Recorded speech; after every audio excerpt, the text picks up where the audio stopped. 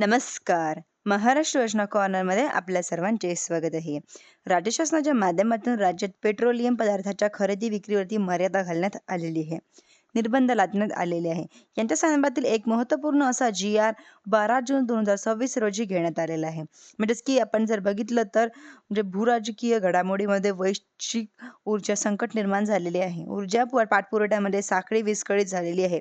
याच अनुषंगानं आता 11 जून 2026 रोजी केंद्र शासनाच्या माध्यमातून मोटार स्पीड आणि उच्च गती डिझेल किरकोळ विक्री किंवा केंद्रामार्फत पुरवठ्याचे अस्थायी विनिमान आदेश 2026 हा कायदा निर्गमित करण्यात आलेला आहे.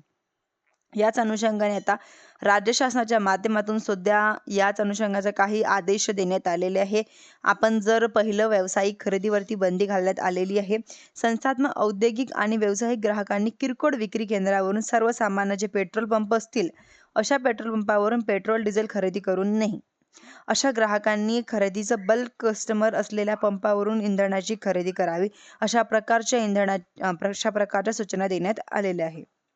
सुट्टे इंधन खरेदी देण्याकरता किरकोळ पेट्रोल पंपावरून पेट्रोल व डिझेल केवळ वाहनांच्या टाकीमध्ये किंवा पैसे प्रमाणीमध्ये सुरक्षित कंटेनरमध्ये देण्यात यावे. अशा प्रकारच्या सूचना देण्यात आलेल्या आहे. याचप्रमाणे 200 लिटरची मर्यादा घालण्यात आलेली आहे. एक महत्त्वपूर्ण असा जी.आर.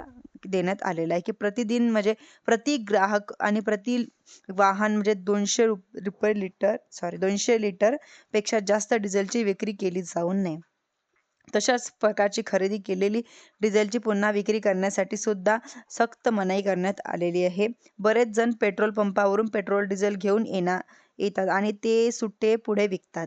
अशा प्रकारची सूचना सुद्धा देण्यात मनाई करण्यात आलेली आहे. विपणन कंपन्यांनी ऑइल मार्केटिंग कंपनीसाठी पेट्रोल पंप डीलर्सनी या नियमाचे काटेकोरपणे पालन करावं व विभागीय कार्यालयाने सर्व पेट्रोल पंपांना याची तातडीने माहिती द्यावी व नियमाचं पालन काटेकोरपणे करावं. अशा प्रकारच्या सूचना या ठिकाणी देण्यात आलेल्या आहे. अशाच नवीन अपडेटसाठी व माहितीसाठी तुम्ही माझ्या चॅनलला सबस्क्राईब करायला विसरू नका. धन्यवाद.